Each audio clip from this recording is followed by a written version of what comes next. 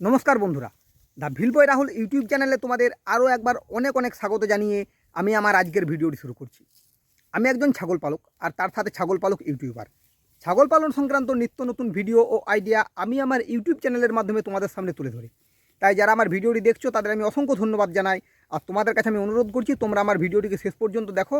আর যদি আমার ভিডিওটি ভালো লাগে তো ভিডিওটিকে লাইক, কমেন্ট ও শেয়ার অবশ্যই করো। ছাগল পালনে ছাগলের জাত একটা বিরাট বিষয়। সঠিক জাতের ছাগল কিনতে না পারলে ছাগল পালনে সফল হওয়াটা খুবই মুশকিল। তবে শুধু ভালো জাতের ছাগল কিনলেই হবে না, ছাগল পালনের কিছু রহস্যও আছে, সেই রহস্যটাকে জানতে হবে। আমরা অনেকেই ছাগল পালন করি, বেশিরভাগ ক্ষেত্রে আমরা ফার্ম করে এখনকার দিনে ছাগল পালন করছি। একটা বিরাট ফার্ম করে দিলাম, সামনে একটা জায়গা রাখলাম, সেখানে ছাগলগুলো দিন রাত ঘুরে বেড়াচ্ছে, সেখানকে খাবার দিচ্ছি, সেখানে ছাগল খাচ্ছে, সেই খাবার খাচ্ছে, আবার ছাগলগুলো সেই ফার্মে গিয়ে থাকছে, ঘুরে বেড়াচ্ছে। ছাগলকে বিভিন্ন ধরনের ওষুধ দিচ্ছি, প্রোটিন, ভিটামিন, ক্যালসিয়াম, বিভিন্ন ধরনের ওষুধ আমরা, বিভিন্ন সাপ্লিমেন্ট ছাগলকে আমরা দিচ্ছি। আর সেই ছাগলগুলোকে আমরা বিভিন্ন ধরনের খাবার দিয়ে, ওষুধ দিয়ে সেই ছাগলগুলোকে আমরা বড় করে দিচ্ছি। এইভাবে কিন্তু এখনকার দিনে ছাগল পালন চলছে। তবে কি বলতে চাইছেন যে বর্তমান দিনে বা সারা মানে যুগ যুগ ধরে এইভাবেই ছাগল পালন সবাই করে এসেছে? একদমই না। ছাগল পালনটা এভাবে মোটেও হয় না। ছাগল পালন হয় সম্পূর্ণ প্রাকৃতিক পদ্ধতিতে। মাঠে এসে মাঠে ছাগল চড়িয়ে ছাগল পালন করা হয়।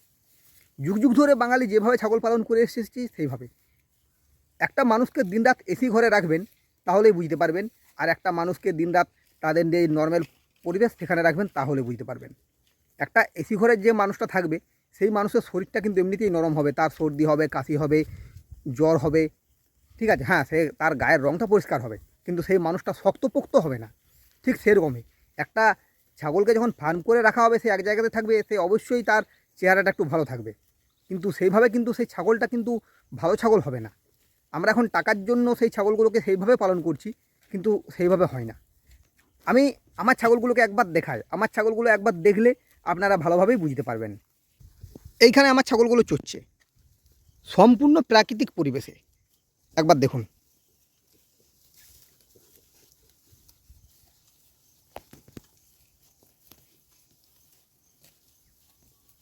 শুধু ছাগলগুলো দেখলে হবে না, জায়গাটা একবার দেখুন। দেখুন চারিদিকে ধানের ক্ষেত, চারিদিকে ধানের ক্ষেত, তার মাঝে ফাঁকা জায়গাতে চড়ছে। আর জায়গাটা একবার দেখুন, এই জায়গাগুলো দেখুন। এই কদিন আগেই বৃষ্টি হয়ে গেল, পুরো মাঠটা কাদা, জলে কাদাতে ভর্তি। এই জল কাদার মধ্যেও কিন্তু আমাদের ছাগল চড়ছে, দেখতেই পাচ্ছেন। অবস্থাটা একবার দেখুন। সব জায়গাতে কিন্তু এই ধরনের, এই দেখুন দেখুন, খুঁটটা কিন্তু ভেতরে ঢুকে আছে, দেখতে পাচ্ছেন।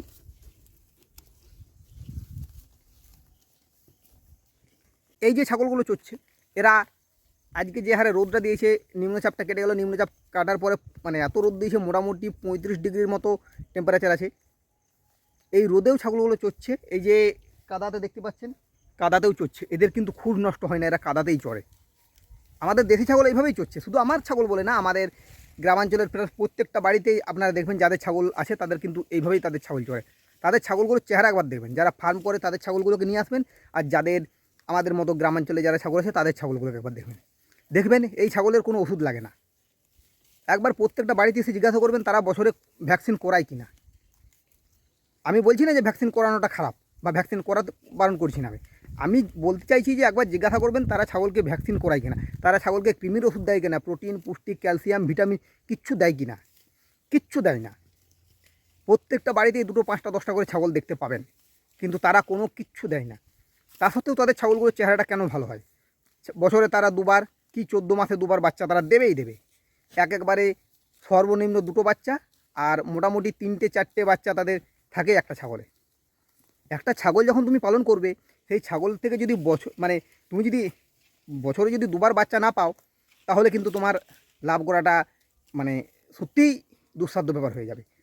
আমাদের গ্রামাঞ্চলে যারা ছাগল পালন করে, মোটামুটি প্রায় বাড়িতেই, যে বাড়িতে ছাগল পালন করা হয় 10টা ছাগল দেখতেই পাবেই।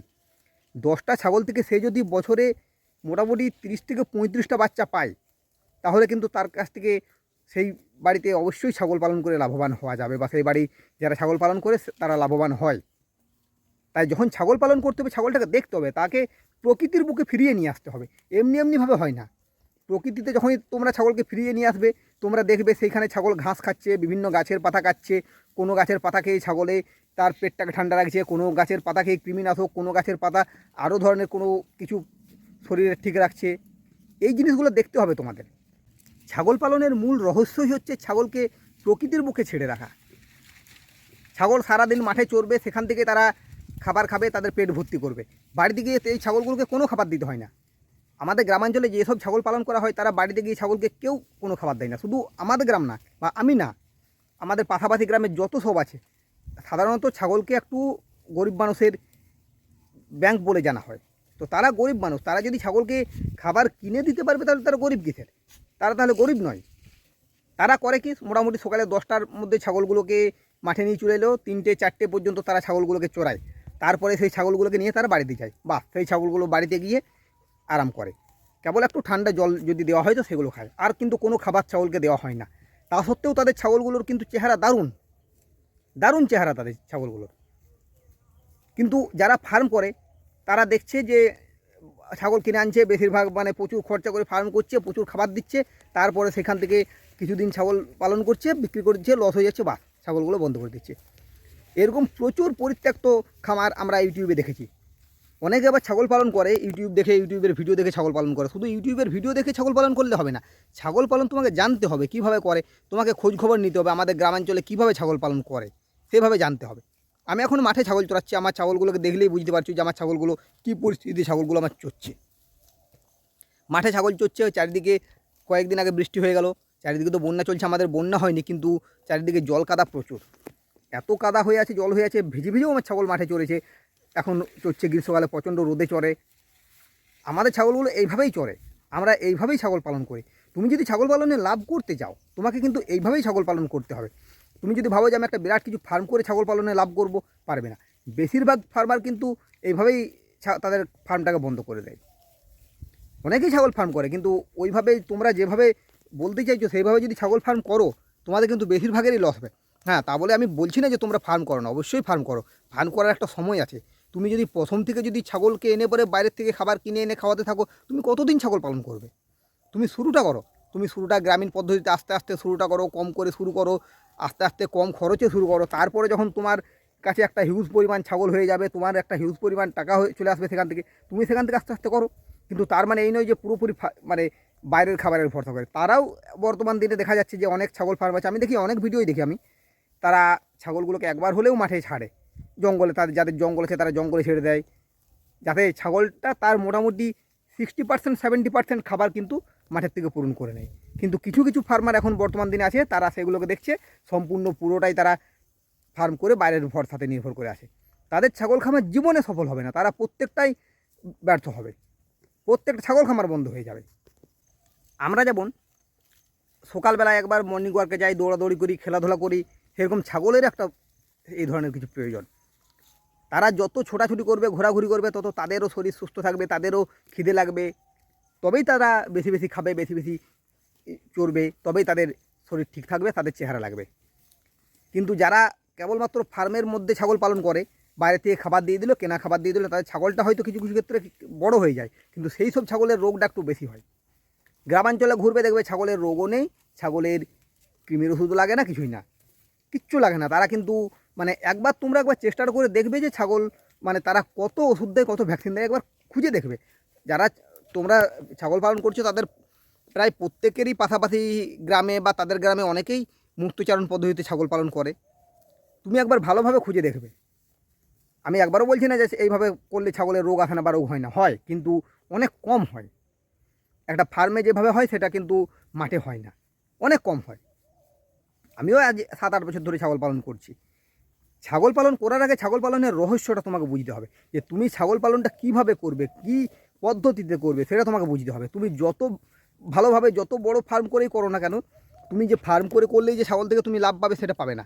তোমাকে বুঝতে হবে যে কোন পদ্ধতিতে ছাগল পালন করতো আগেকার মানুষ, বা এখনও কোন পদ্ধতিতে মানুষ বেশিরভাগ ছাগল পালন করে।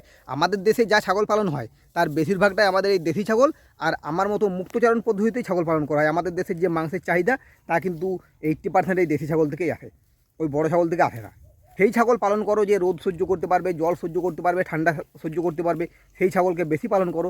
আর সেই ছাগলটা যে নিজের খেয়াল খুশি মতো ছাগলটা চড়তে পাবে, সেই ধরনের ছাগল, সেইভাবে তুমি ছাগল পালন করো। ছাগল পালনের রহস্যটাকে বুঝো, যে পদ্ধতিতে আগে ছাগল পালন হতো সেই পদ্ধতিতে ছাগল পালন করো। মাঠে প্রচুর ছাগলের ওষুধ আছে, ছাগলের ওষুধ দোকান থেকে কিনে দেওয়া যায় না, মাঠের থেকেই হয়। আমরা চিনিও না, এমন এমন গাছের পাতা আছে, এমন এমন গাছের শিকড় আছে যেটা আমরা চিনি না, কিন্তু ছাগলে ঠিক চিনে, ছাগলে ঠিক খায়। তাই সেই ধরনের সেইভাবে তোমরা ছাগলগুলোকে পালন করো। আমি আজ হয়তো দেখাতে পাচ্ছি না, আমাদের পাশাপাশি গ্রামের ছাগলগুলো এই মুহূর্তে আমার কাছে আসে না, কারণ এখন চারিদিকে ধান হয়ে গেছে। কিন্তু যখন চাষ হয়নি সেই টাইমে অনেক ছাগল কিন্তু আমাদের পাশাপাশি ছিল। আমি কিন্তু অনেক সময় অনেক ভিডিওতে দেখিয়েওছি। শুধু ছাগলের বড় জাত কিনলেই হবে না, বড় জাত বলতে যেসব বাইরের থেকে ছাগল আসে সেগুলো কিনলেই হবে না, আমাদের দেশি ছাগলেরও বড় বড় ভালো ভালো জাত আছে, সেগুলোকে দেখতে হবে। তবেই তোমরা ছাগল থেকে ভালো রকম একটা ইনকাম করতে পারবে, যদি ছাগল পালন ঠিকভাবে করতে পারো তবেই। আর যদি ঠিকভাবে না করতে পারো তাহলে তুমি হয়তো 1 বছর 2 বছর করবে, তোমার ফার্মটা দেখতে দূর থেকে লোকে দেখতে আসবে যে একটা বিরাট কিছু ফার্ম তৈরি হয়ে গেছে, ভালো ভালো ছাগল এনেছে, বড় ছাগল এনেছে, দারুণ পদ্ধতিতে ঘরে ছাগল পালন করছে, কত সুন্দরভাবে ছাগল পালন করছে, লোকে দেখবে। কিন্তু 1 বছর 2 বছর পর যখন তোমার ফার্মটা বন্ধ হয়ে যাবে, তখন আর কারো কানে সেই খবরটা যাবে না যে ফার্মটা বন্ধ হয়ে গেল, কেন বন্ধ হয়ে গেল। লোকে বলে ফার্ম করেছিল বন্ধ হয়ে গেছে। ছাগল ফার্ম সবারই দ্বারাই হয় না, এই কারণেই ছাগল ফার্ম করতে নেই। তাই তুমি চিন্তা করো যে তুমি ছাগল ফার্মটা কী জন্য করবে, বন্ধ করে দেওয়ার জন্য করবে না সেখান থেকে তুমি রোজগার করবে। তুমি সেই জিনিসটা ভালোভাবে চিন্তা ভাবনা করো। হ্যাঁ, তোমাকে সারাদিনে 1বার 2বার মাঠে আসতে হবে ছাগল নিয়ে। তুমি যদি মাঠে আসতে না পারো তাহলে তোমার ছাগল পালন করার কোনো দরকার নেই।